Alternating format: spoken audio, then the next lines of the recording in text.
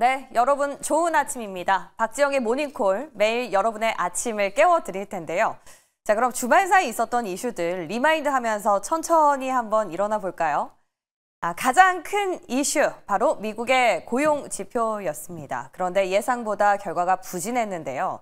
그래서인지 이 결과가 나오자마자 50bp 이나 B컷에 대한 확률도 스멀스멀 올라오고 있습니다. 이 시장의 반응을 보니 일단 초기 반응은 bad is 굿으로 해석을 하는 듯 보입니다. 그러나 본장이 열리면 셈법이 복잡해질 가능성도 있는데요. 고용이 이렇게나 쇼크면 문제가 있는 거 아닌가? 또는 CPI까진 지켜보자 등의 논의가 오갈 걸로 보입니다. 자, 과연 금리 인하 수혜인 테크와 바이오 쪽을 넘어서서 증시 전반에 어떤 영향을 미칠지 그 방향성부터 좀 확인을 해봐야겠죠. 그리고 우리 시장 안에선 엎친 데 덮친 격이라고 추락 사고에 이어서 블록딜까지 덮치면서 하나오션을 향한 신중론이 제기됐습니다. 그저 조선의 대장에 대한 의구심에 그칠지 아니면 섹터의 센티 전반에 영향을 미칠지도 점검이 필요합니다. 자, 끝으로는 지난주 후반이죠. 5G 통신장비주들 움직임이 요즘 심상치가 않습니다. 외국인들의 러브콜을 받고 있는 가운데 이제 주가도 조금씩 고개를 드는 걸까요? 조금은 더 지켜봐야겠습니다. 자, 이제 일어나서 오늘 시장으로 본격적으로 들어가 보시죠.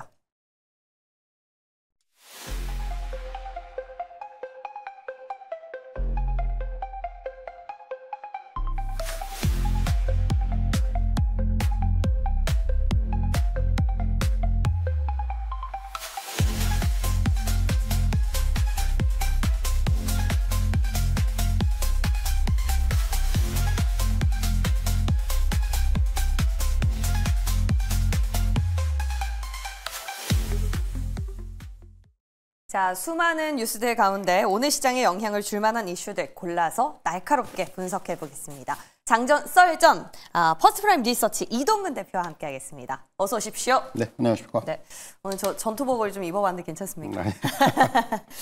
예, 자, 그럼 일단 첫 번째 기사로 확인해 보겠습니다. 뉴욕 증시인데요. 고용 쇼크, 일단 시장 국채나 여러 가지 반응을 봤을 땐 배드 이즈 굿으로 해석을 하는 듯 보입니다. 그럼 우리 시장이 또 그 다음으로 가장 먼저 열리기 때문에 좀 지켜봐야 될 것 같은데 어떻게 전개가 되리라 보세요? 말씀하신 대로 일단 미국 시장의 반응은 고용지표의 부진을 일단 뭐 9월 금리 인하를 기정사실화했다는 점에서 말씀하신 대로 이제 배드 이즈 굿으로 해석을 했다가 점점 이제 어떤 좀 심리들이 나왔냐 하면은 이게 이제 비농업 부문의 고용지표가 예상보다 더 빠르게 그리고 더 크게 둔화가 되고 있다라는 부분에 시장이 좀 불안감을 가지기 시작한 거예요. 그래서 사실 이제 금요일장 보면은 아침 일단 시장은 좀 강하게 하다가 결국 전강 후약의 모습으로 끝났단 말이죠.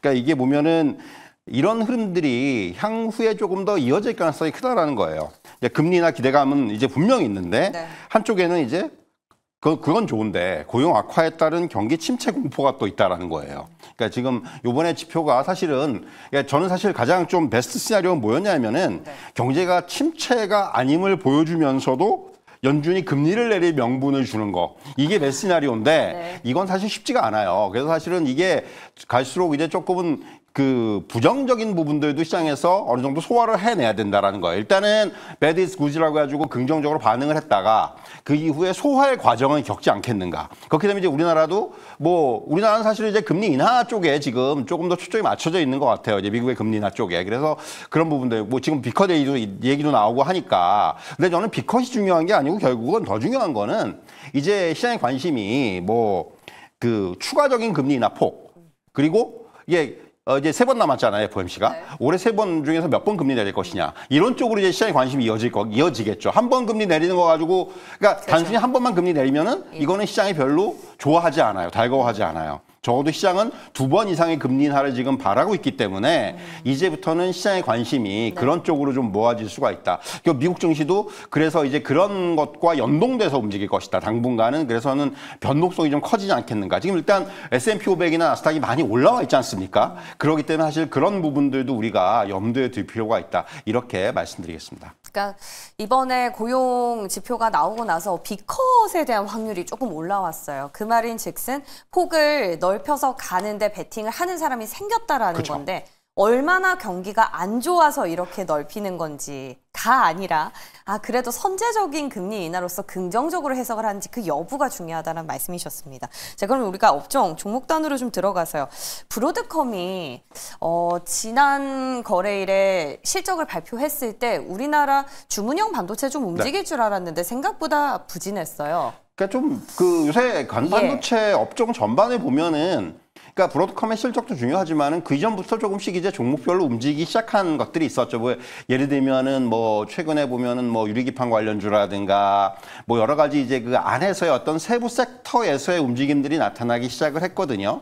이런 부분을 보면은 역시 지금 반도체 업종이 물론 브로드컴의 실적도 중요하지만은 그 이전부터 조금씩 이제 움직이기 시작을 했었고, 그리고 무엇보다도 사실은 이제 저는 이번에 이제 브로드컴의 그 실적 발표 이후에 저 또 더 중요한 거는 사실은 전 오픈 AI와의 협업이라고 생각을 해요. 그러니까 말씀하신 대로 결국은 지금까지 기존의 엔비디아, AMD 중심의 어떤 AI 그러니까 그 GPU 중심에서 향후에는 이제 ASIC 쪽으로의 어떤 방향의 전환 내지는 확장 이런 것들이 굉장히 강화가 될 가능성이 크다라는 거예요. 그동안 뭐 엔비디아 쪽이 그야말로 완벽하게 시장을 지배했다면은 이런 시장 지배력이 이제 향후에 좀 떨어지지 않겠는가. 그러니까 최근에 엔비디아 주가 보시면은 이제 상당히 좀 그러니까 주가가 좀 이제 조정을 겪는 모습이잖아요. 사실 이게 조정이 조금 길어질 수도 있어 보이는데 어쨌든 이런 부분들을 감안한다면은 결국은 저는 요번에 이제 뭐 AMD 실적도 중요하지만은 저는 요번에 이제 그 ASIC 반도체 내에서의 어떤 시장 확장이 그러니까 우리나라 반도체 업체들한테도 이거는 뭐 단기적인 것보다는 중장기적으로 영향을 크게 줄 수가 있기 때문에 그런 쪽에서 우리가 접근을 할 필요가 있다. 이렇게 말씀드리겠습니다. 뭐 옷으로 따지면 그런 거겠죠. 기성복을 입느냐, 맞춤형 정장을 입느냐라는 차이인데 이제 시장의 기울기가 조금은 맞춤형 쪽으로 기울고 있다. 다만 우리 국내 영향은 조금 긴 시계열로 호흡으로 보자라는 의견을 얻어봤습니다. 자, 이제 국장으로 들어와서요. 우리 시장에서 특징적이었던 종목들도 한번 찾아가 보겠습니다. 현대 무벡스인데요. 일주일 동안 제가 카운트를 해보니까 거의 40%나 급등을 했습니다. 로보티즈랑 이제 거의 양대장격으로 움직이는데 금리 인하 기조가 우리 앞서서 의견 주신 것처럼 본격화되지 않습니까? 그러면 더 가리라 보세요? 아니면 우리 다른 로봇주로 대기를 하는 게 조금 더 부담이 덜할까요? 사실 이제 최근에 어떤 그 로봇 산업 내에서의 주가 움직임을 보시면은 공장 자동화, 스마트 팩토리 이런 쪽 중심으로 움직여요. 그러니까 휴머노이드가 조금 어떻게 보면은 뒤로 밀렸어요. 이게 이제 지금 말씀하시는 뭐 노란봉투법이라든가 또 미국 내에서의 또 리쇼링. 요번에 이제 현대차, LG 엔솔 사태에서도 나타나듯이 이제 그 인력의 리스크라는 게 상당히 커진 거예요. 이게 어떤 형태로든 간에. 그렇게 되면 지금 미국으로 이제 진출하는 기업들이 이번 사태를 계기로 해서 저는 하나 좀 더 나가면은 이렇게 되면 로봇 더 많이 쓰겠는데? 라는 생각이 저는 처음으로 들었어요. 그럼 오늘 로봇주에 좀 트리거가... 그거는 좀 이제 너무 나간 걸 수도 있는데 어쨌든 간에 지금 분위기가 미국이나 우리나라나 지금부터 이제 뭔가 새로 신설되거나 하는 공장들에서의 어떤 자동화의 어떤 그 퍼센티지는 점점 더 올라갈 수밖에 없다라는 거예요. 그래서 최근에 보면 스마트 팩토리 관련주들이 더 시장에서 주목을 받을 수밖에 없는 거고요. 그러니까 현대무벡스는 가장 강점은 다른 보통 이제 이런 뭐 대기업 관련된 로봇 회사들이 캡티브 마켓만 주로 이제 그쪽에서 많이 하는데 현대무벡스는 굉장히 그 스펙트럼이 넓습니다. 뭐 식품이라든가 ESS라든가 화장품이라든가 이런 쪽에서의 어떤 물류 자동화 그 어떤 수주 영역이 넓기 때문에 이런 부분이 강점이에요. 그리고 또 유지 보수 쪽에서도 매출 비중이 늘어나면서 이거는 안정적인 영업이익률을 가져갈 수 있는 부분이거든요. 그래서 사실 그런 부분이 강점인데 다만 저는 지난주에 너무 많이 올랐어요. 그래서 주가에 약간 부담이 좀 있다고 생각을 해요. 그래서 사실은 저는 만약에 로봇주에서 제가 지금 만약에 가장 뭐가 좀 관심 있느냐 하시면은 저는 SPG 같은 종목을 오히려 조금 더 이제 관심 있게 보는데 왜냐하면 이제 이쪽은 지금 조금 주춤해 있는 정밀 감속기 쪽이에요. 휴머노이드에 들어가는. 그런데 이제 그 휴머노이드 원가의 한 30에서 40%를 정밀 감속기가 차지하는데 SPG가 레인보우 로보틱스의 휴머노이드에 이제 전부 다 들어가요. 원래 일본 걸 썼는데 전부 다 이제 SPG의 정밀 감속기로 바꿨거든요. 그러니까 이게 무슨 얘기냐면 기술력이 이제 부각이 된다라는 측면이고 그리고 향후에는 이제 액추에이터로 그 영역을 확장을 지금 이제 시제품까지 만들어 놨기 때문에 이런 부분들까지 감안한다면 지금은 이제 조금 휴머노이드다 이런 쪽이 조금 뒤에 있지만은 네. 향후에 또 이제 이게 또 상황이 바뀔 수가 있기 때문에 그렇죠. 전 로봇주 내에서는 SPG 같은 종목을 조금 좀 관심 있게 보고 있습니다. 사실 지난번 로봇주 텀에 부품단의 대장이라고 그쵸. 할 수 있었던 기업인데 다시 좀 노려볼 수 있을지 궁금해집니다. 지켜볼게요. 자, 그리고 이어서 보는 기업은 한화오션입니다. 자, 추락 사고에 이어서 블록딜까지 덮치면서 신중론이 드디어 본격화되고 있습니다.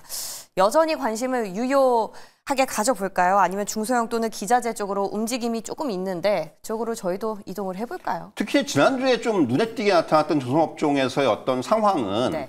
그러니까 HD 현대그룹 쪽에 무게가 실렸어요. 그러니까 예, 결국은 HD 현대 그 이제 어떻게 보면 그 합병 이슈 가지고 미포와의 합병 이슈를 가지고 이쪽에 있는 밸류체인들의 어떤 강세들, 그러니까 중소형주들이 굉장히 좋았잖아요. 뭐 삼성엠텍이라든가 그렇죠. 예. KSP라든가 뭐 이런 종목들 굉장히 좋았는데 사실 그런 흐름들이 전부 다 공통점이 뭐냐면은 HD 현대 쪽에서의 어떤 밸류체인에 좀 많이 들어가 있는 그런 종목들이란 말이에요. 사실 이제 이게 한국조선해양도 지금 신고가를 경신을 했고 이런 흐름을 보면은 결국 상대적으로 이쪽에 좀 무게중심이 쏠려 있다. 그러니까 하나오션이 조금 그동안 사실 하나오션이 끌어왔었는데 조금은 뒤로 밀리는 듯한 모습이 나왔는데 여기에 이제 블락딜 이슈까지 조금 맞아요. 어떻게 보면 추가가 된 거죠. 사실은 블락딜 이슈는 한화 임팩트 파트너스 입장에서는 어떻게 보면 이제 이번에 이제 좀 이익을 실현하면서 이 돈 가지고 뭔가 지금 좀 뭐 신규 투자라든가 그런 부분 마스카에 투자도 하고 이런 부분들이기 때문에 저는 장기적으로 봐서는 나쁠 건 없다고 생각을 하는데 네. 다만 단기적으로 봤을 때는 이 부분은 분명히 노이즈가 나타날 수 있는 부분이라고 생각을 하고요. 말씀드린 대로 그래서 하나오션은 조금 지금 단기적으로 쉬어갈 수 있는 흐름이 예상이 돼요. 그리고 이제 무엇보다도 또 말씀드리지만은 LG엔솔하고 이제 현대차 이슈 때문에 저는 맞아요. 예. 미국 투자 관련된 오늘 섹터가 상당히 조금 부진할 수도 있다고 봐요. 오, 네. 예, 이런 것까지 우리가 염두에 둬야 됩니다. 그렇기 때문에 사실 그래서 지금은 조금 이런 쪽 조선업도 오늘 부분적으로 영향을 좀 받지 않겠는가 좀 이런 말씀을 좀 드릴 수가 있을 것 같아요. 그 대표님께서 사전에 동성 화인텍을 네. 주셨는데 네. 이런 기업들도 오늘 시장의 센티가 조금 눌리면 그렇죠. 기회로 오히려 클 수 있어요. 그래요? 그러니까 지금 보면은 상대적으로 기자재 내에서 최근에 부각되는 건 뭐 엔진이라든가 예, 또는 이제 구조재라든가 이런 네. 쪽이 부각이 되는데 원래 이제 이런 본행제 쪽은 먼저 올라갔다가 지금 조금 이제 주춤하고 있는데 오히려 이제 이렇게 만약에 조정이 나온다면은 동성화이텍 같은 경우 뭐 지금 조선사양 발주, 육상 발주 이런 것들이 계속해서 늘어나고 있고 그리고 이제 무엇보다도 저는 이 지금 수주의 질적인 측면에서 저수익성 물량들이 다 이제 소화가 됐어요. 그래서 지금부터는 고부가 가치의 이제 수주들이 반영이 되기 시작하는 단계이기 때문에 특히 하반기에 뭐 모잠비크 코랄이라든가 미국 델핀 LNG라든가 이런 대형 프로젝트들이 또 이제 반영이 되기 시작을 할 겁니다. 그러면은 실적의 측면에서 상당히 계속해서 성장세가 이어질 수가 있기 때문에 그런 부분들을 감안한다면은 오히려 동성화이텍 같은 종목이 만약에 조정이 좀 나온다? 예. 저는 오히려 이런 쪽에 좀 관심을 가져보는 것도 하나의 전략이 될 수가 있다. 네. 이렇게 말씀드리겠습니다. 한화가 선장으로 움직였었는데 HD 쪽으로 갔다가 이제는 본행제, 기자재 쪽으로 본격적인 움직임 좀 기다려보자라는 의견이었습니다. 자, 앞서 저희가 여러 가지 종목을 체크할 때도 계속 언급이 됐던 공통적인 단어가 있죠. 주말 사이에 아마 많은 분들 보셨을 겁니다. 바로 LG에너지솔루션과 현대차가 무려 6조 원이나 투자해서 건설 중인 조지아주 배터리 공장에서 한국인 300여 명을 구금하는 사상 초유의 사태가 발생한 거죠. 로봇에는 조금 더 긍정적으로 볼 수 있는 모멘텀 충분히 있을 것 같고요. 조선은 반대로 좀 눌릴 수 있다. 그렇다면 당사자인 LG에너지솔루션, 현대차의 영향이 궁금한데요. 일단 내년 초에 공장 가동 계획에는 상당한 차질이 있을 걸로 예상이 되고 있는데 전기차 배터리 공급 일정까지도 차질을 빚겠죠. 그냥 어느 정도는 사실 이게 그 말씀하신 대로 지금 당초의 계획에는 상당히 조금 지연될 수 있는 이런 이슈라고 생각을 하고요. 더 나아가서 사실 제가 좀 우려하는 부분들은 이것이 그러니까 이런 부분들을 이제 외교적으로 풀어야 되겠지만은 결국은 조금 지금 한미 협력에 있어서의 어떤 이런 부분들 이런 일정에도 약간의 조금 이제 속된 표현으로 약간 기스가 난 거예요. 그죠. 그러니까 그런 부분들을 이제 어떻게 풀어가느냐 굉장히 중요할 것 같아요. 단기적으로는 오늘 뭐 이번 주에 조금 이런 뭐 해당된 기업 또는 이제 그 업종까지도 영향을 받을 수 있는 어쨌든 간에 지금 하반기에 우리나라 어떻게 보면 주식시장의 가장 중요한 모멘텀 중에 하나가 결국 한미 협력인데 그렇죠. 많은 업종들이 사실 거기에 또 들어가 있잖아요, 지금. 네. 그런데 이제 그런 부분들에 있어서의 어떤 조금 투자 심리적인 측면에서 흔들릴 수 있다라는 부분이 저는 좀 영향을 줄 거라고 생각을 하고요. 그래서 사실은 이런 부분들 지금 나오고 있습니다만은 공장 건설의 차질 같은 건 당연히 불가피하고 조금 이제 일정들의 지연, 결국 이런 것들이 상당히 향후에 얼마나 이제 이런 것들이 파급 효과를 나타낼 수 있을지 이런 것들 우리가 계속 확인하면서 좀 대응할 필요가 있다. 좀 이런 말씀을 드릴 수가 있겠습니다. 안 그래도 캐즘이 지금 눌려있는 상황이라서 우리가 선제적으로 무언가 해보려고 설립한 합작 공장에 때 아닌 악재가 불거졌습니다. 하방으로 좀 압력은 불가피하다라는 건데 이게 단기적인 주가 변동 요인으로 그칠까요? 아니면 장기 투자 리스크로 이어질까요? 자, 지금 우리가 판단하기엔 조금 이른데 저는 그래서 말씀드린 대로 이게 이제부터는 어떤 기업의 그 대응 성격이 아니고 어떤 이제 외교적인 부분들이 이제부터 들어가야 돼요. 결국 이것이 결국 미국이 이렇게 전격적인 단속을 한 도대체 이유가 뭐냐? 그러니까 지금 두 가지 정도가 나오고 있잖아요. 하나는 정치적인 부분들. 그러니까 결국은 자기네 어떤 그런 그 지지자들에 대한 이런 부분들 갖다가 충족시키기 위한 부분. 두 번째는 결국은 뭐냐 하면은 자, 미국의 공장을 지으면 우리 사람들을 써라. 이런 메시지다, 결국은. 그럴 수 있네요. 근데 그건 쉽지가 않단 말이에요. 그쵸. 그래서 사실은 이런 부분의 딜레마를 어떻게 이제 풀어나갈지의 여부, 이런 것들을 봐야 되기 때문에 지금 이것이 단기적인 이슈로 끝날 것이다, 아니면은 길게 갈 것이다, 이걸 섣불리 판단하기는 어려운데, 저는 그래서 다시 한 번 말씀드리지만은 이제부터는 기업의 영역이 아니고 외교의 영역으로 조금 이제 넘어갈 것이다. 좀 이런 말씀을 드리겠습니다. 그러니까 만약에 인력과 관련해서 인력마저도 미국인을 써라라는 미국의 속내였다면 로봇주들도 바로 또 귀결이 될 수도 있을 것 같네요. 오늘 시장의 향방이 중요할 때 보입니다. 자, 이제 마지막으로는 저희가 부동산 정책도 어제 따끈따끈하게 발표가 돼서 한번 살펴볼 텐데요. 지난 6.27 대책이랑 조금 차별화된 점은 공급에 약간은 더 포커스가 더 있는 것 같습니다. 건설이나 건자재주 반등 가능성이 좀 궁금한데요. 이 또한 단기적인 재료일까요? 아니면 중장기 사실 투자 이제 포인트로? 건설주나 건자재주가 예. 굉장히 이게 좀 지연되는 바람에 대책이 지연되는 바람에 최근에 굉장히 좀 부진했어요. 예. 근데 이제 결국은 나왔기 때문에 이제는 확실히 하나의 어떤 그 트리거 역할은 할 수 있을 것으로 보여지고요. 이제 이거는 제가 보기엔 단기적인 부분보다 중장기적인 부분으로 영향을 줄 겁니다. 가장 중요한 포인트 두 가지는 그거죠. 결국은 지금 이 공급을 늘린다는 부분. 또 하나는 공공의 어떤 영역을 확대한다는 거예요. 지금까지 민간에서 맡겨왔던 부분들이 좀 크다면 이제부터는 공공의 개입. 그러니까 뭔가 이제 공공주택 또 LH 이런 어떤 역할이 좀 더 커질 수 있다라는 부분. 이런 것들이 어떻게 보면 요번 그 대책, 건설 대책과 관련한 가장 중요한 포인트가 아닌가라는 생각이 들고요. 지금 말씀하셨지만 결국은 이제 건설주, 이게 무엇보다도 이 공급을 늘린다는 쪽에서 아무래도 지금 건설주들이 최근에 가장 좀 부진했던 측면이 있는데 이런 쪽에서의 어떤 리스크 요인들을 조금은 이제 완화시켜 줄 수 있다라는 부분. 이런 것들이 상당히 좀 크다고 볼 수가 있겠고요. 뭐 단기적으로 오늘 당장에도 영향을 주겠지만은 이제부터 이제 건설주가 다시 한번 조금 이제 좀 숨통을 트이는 이제 그러한 어떤 역할을 할 수가 있다라는 부분. 그러니까 다른 것보다도 일단 투자 심리의 부분에서 가장 중요해요. 자, 이런 게 나왔다? 그러면 이제 아무래도 이쪽으로 관심이 몰리기 때문에 수급이라든가 이런 것도 조금 들어올 수 있고 이런 부분까지 감안한다면은 역시 이제 건설 업종, 건자재 업종 전반에는 저는 긍정적인 이슈로 작용할 수가 있다. 이렇게 정리해 드리겠습니다. 근데 우리가 건설 중에 대장이라 할 수 있는 대우건설의 경우에는 원전이랑 엮여서요. 뭔가 이렇게 시원한 상승이 좀 어렵지 않나 싶은데 오히려 HDC나 이런 쪽으로 보는 그렇죠. 이제 보면은 이게 지금 최근에 현대건설, 대우건설은 사실은 원전 이슈가 너무 크기 때문에 그쵸.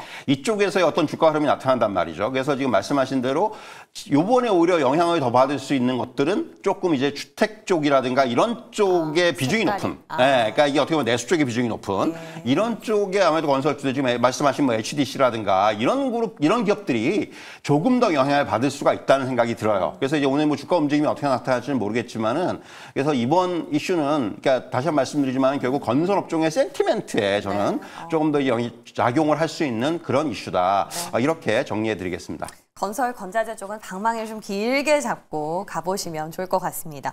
자, 저희가 오늘 여러 가지 이슈를 상당히 많이 다뤄봤는데요. 그 가운데서 어디에 맥점을 두면 좋을지 마지막으로 팁 좀 주시죠.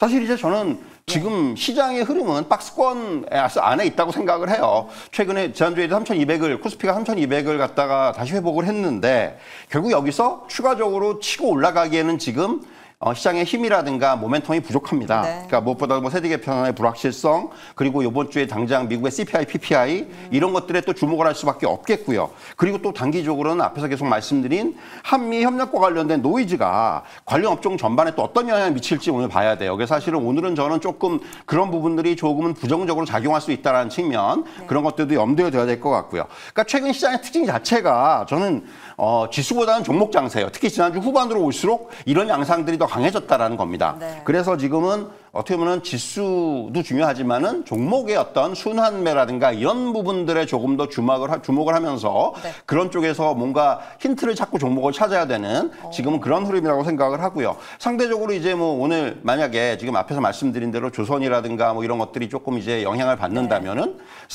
내수라든가 또 엔터테인먼트라든가 또는 중국 관련주라든가 예. 뭐 이런 쪽, 또 이제 이 재료가 나온 건설주라든가 이런 쪽이 오늘은 상대적으로 조금 더 좀 우위에 있을 수도 있다 이런 말씀을 드릴 수가 있겠고, 또 하나 이제 이번 주에 또 중요한 이벤트 중에 하나가 애플이 10일 날 아이폰 시리즈를 공개를 하죠. 그쵸, 예. 그러니까 이런 것들도 이제 뭐 당장 주 초반부터 시장에서 이런 관련주들의 움직임들이 나타날 수가 있어요. 최근에 보면 뭐 이제 이런 그 스마트폰 관련주 이런 쪽에서의 움직임들이 좋은데, 이런 것들이 이제 애플의 어떤 출시와 맞물려서 또 계속해서 흐름을 이어갈 수도 있는 이런 것들. 그러니까 뭔가 지금 이런 개별 재료라든가 또는 이제 뭔가 지금 시장의 노이즈와 무관한 이런 쪽의 업종들의 어떤 순환매가 조금 더 강하게 나타날 수 있다. 이런 말씀을 드릴 수가 있을 것 같습니다. 딱 궁금하던 포인트였어요. 매크로가 흔들릴 때 그래도 시장은 움직이긴 하기 때문에 종목 장세 어디에 포인트를 맞출지. 근데 내수 엔터 중국이라고 팁을 주셨는데요. 그 밖에 건설, 말씀해 주신 아이폰이 좀 궁금해요. 현지 시간으로 내일이죠. 한 9월 9일 날 현지 시간 출시가 예정돼 있으니까 아이폰 17이 우리 시간으로는 수요일 새벽쯤 나올 겁니다. 근데 이게 폴더블은 아닌데 아니죠. 지난주에 화웨이가 트리폴더 폰을 출시하고 갤럭시도 F2가 나왔는데 큰 움직임이 없어서요. 우리는 그럼 이번 주 아이폰 포인트로 본다면 폴더블 쪽으로 길게 보는 거 말씀하시는 걸까요? 폴더블은 사실 이미 어느 정도 이제 좀 그 재료에, 그러니까 뉴스에 의한 반영들은 좀 되기 시작을 했어요. 최근에 그 움직임들 뭐 파이낸텍이라든가 뭐 BH라든가 이런 주식들의 움직임을 보면 나기 시작했고요. 덕산 네오록스라든가. 그렇기 때문에 이제 이런 부분들이 계속해서 이제 향후에는 조정 나왔다가 또 이제 반영됐다가 이런 흐름들이 이어질 거예요. 적어도 내년에 이제 이런 그 애플 폴더블이 나오기 전까지는. 그래서는 이제 폴더블 폰은 큰 흐름으로 봐서는 지금 좀 이제 시장이라는 생각이 들고요. 그래서 이제 결국은 향후에 이제 중요한 것은 폴더블 폰 시장이 새로운 폼팩터로서 시장의 메인으로 등장할 수 있는지. 지금 일단 시장의 기대는 그거거든요. 요번에 이제 보면은 뭐 애널리스트의 분석도 이제 거기다 초점을 맞춘 거예요. 그래서 지금 그런 부분들이 지금부터는 어떻게 보면 관전 포인트가 될 수가 있다. 이렇게 말씀드리겠습니다. 그래서 저는 혹시나 LG노텍 이런 걸 말씀하시나 했는데 결국에 핵심은 폴더블 맞았네요. 자, 오늘 여러 가지 주제 가운데 잘 정리해 주시고 도움 말씀 주신 이동근 대표 여기서 보내드리겠습니다. 고맙습니다.